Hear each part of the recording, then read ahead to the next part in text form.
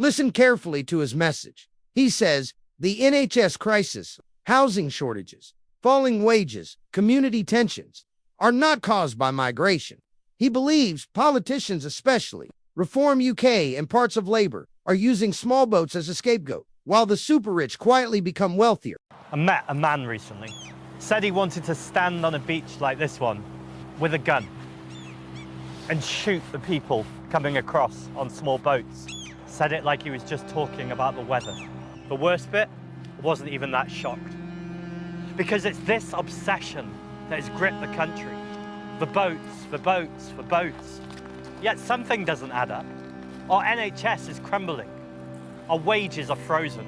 Our rents are obscene, and our rivers are open sewers. And all those in power can do is blame the boats. In Zack's worldview, the real enemy is inequality, not immigration.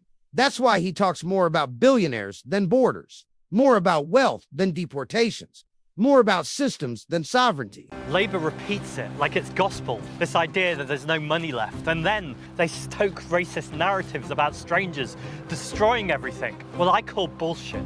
Where do we draw the line? On the lies, the scapegoating, the idea that there's no money left in this country. There is plenty of money, more than ever, just not for us.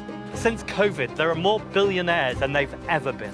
And whilst their wealth doubled, ours has been stripped away. So no wonder people are angry.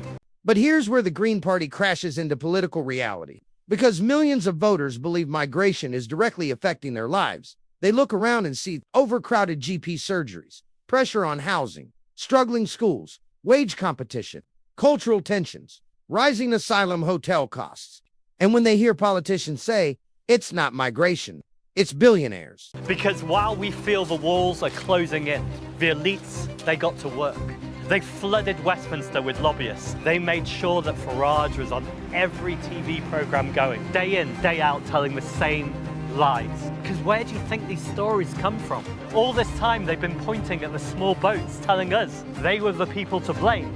But the problem this whole time was the super rich and their yachts. Many people feel their concerns are being dismissed instead of answered. That is why Reform UK keeps growing. Because whether people agree or disagree with Nigel Farage, voters believe Reform at least speaks clearly about borders. The Greens speak emotionally about compassion. Reform speaks directly about control. And in politics, clarity beats theory. People will say, what does this have to do with the Green Party? Aren't you lot all about trees and nature? Well, yes, defending nature is vital. And this is about human nature. The man who wanted to go on a beach and shoot people, he wasn't born like that. The real question is not whether Zack Polanski is sincere. The question is whether Britain still agrees with his worldview.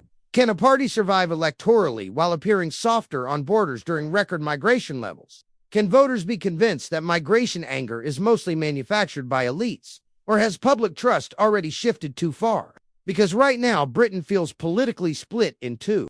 One side says, migration is being used to divide us. The other says, migration is the issue politicians are afraid to confront honestly, and that divide may decide the future of British politics.